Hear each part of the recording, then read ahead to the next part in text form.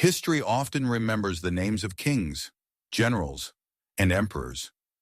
But once, long ago, it was not a ruler who shook the foundations of the world's greatest empire. It was a slave. His name was Spartacus, and his rebellion would become one of the most extraordinary uprisings in all of ancient history. In the 1st century BCE, the Roman Republic stood at the height of its power. Its legions dominated the Mediterranean, its wealth poured in from conquered lands, and its citizens lived in comfort and pride. Yet beneath this glittering image lay a darker truth: slavery. By some estimates, nearly 1 out of every 3 people in Italy was enslaved. They worked in fields and mines, built roads and temples, served in households, and some, the most unfortunate, were condemned to the bloody life of gladiators. The gladiator's life was a strange one. On one hand, they were valuable, trained, and even admired like athletes. On the other, they were slaves, robbed of freedom, forced to kill for the amusement of roaring crowds. Among these men was Spartacus, a Thracian by birth. Once a free warrior, he had been captured in battle and sold into slavery. Strong, skilled, and intelligent, he was sent to the great gladiatorial school in Capua, where hundreds of men were trained to fight and die for Rome's entertainment. But Spartacus was no ordinary man.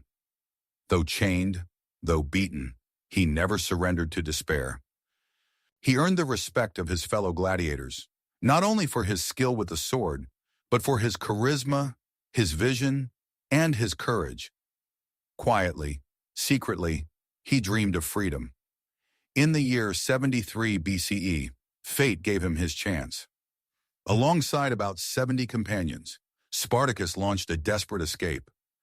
Armed at first with little more than kitchen knives and makeshift weapons, they overwhelmed their guards, stormed a wagon carrying gladiatorial arms, and fled into the countryside. They made their way to the wild slopes of Mount Vesuvius, where they built a camp. What began as a desperate flight would soon grow into a war that terrified Rome. Word spread quickly. Slaves had escaped, led by a gladiator. Discontented farmers, runaway slaves, deserters from the army, all flocked to Spartacus's banner. Soon his numbers swelled into the thousands.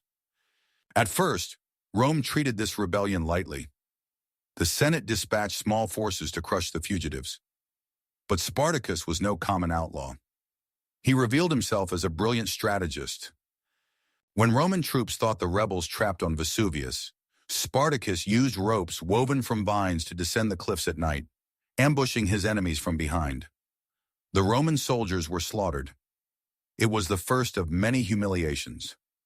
Victory after victory followed. Spartacus's army, once a handful of desperate gladiators, grew into a horde of more than 70,000 men. He equipped them with Roman weapons, drilled them, and led them with genius.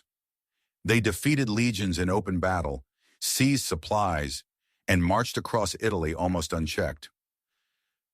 Rome, the mighty republic that had conquered Greece and Carthage, trembled before a slave.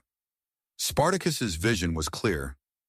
He wished to lead his people north, across the Alps, back to their homelands where they could live free.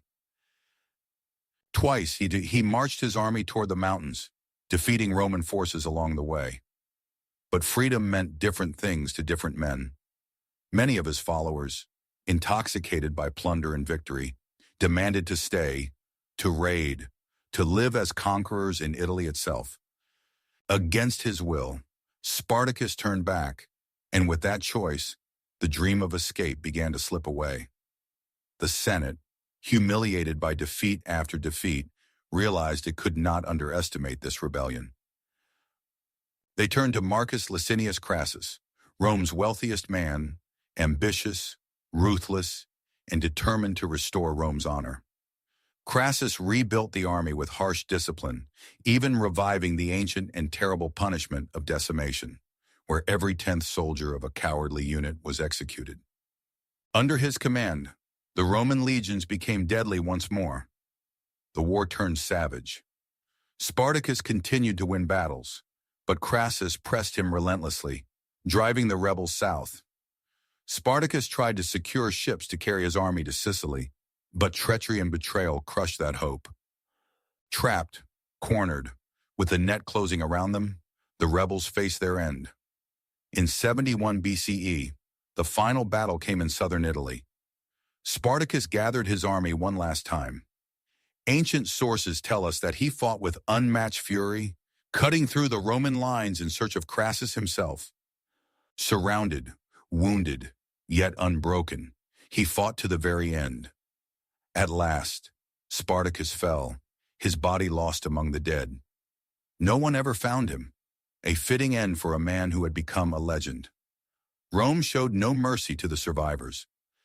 6,000 captives were crucified along the Appian Way, their bodies stretching from Capua to the gates of Rome. For weeks, travelers walked a road lined with crosses, a forest of death, a message carved in flesh. No one defies Rome and lives.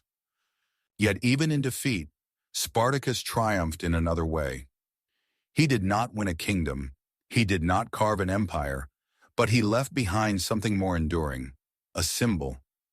For centuries, his name has inspired revolutionaries, dreamers, and all who resist oppression. He proved that even the mightiest empire could be shaken by those who refused to bow. To Rome, he was a criminal. To his followers, a leader. To history, Spartacus became immortal, the slave who defied the greatest empire of his time.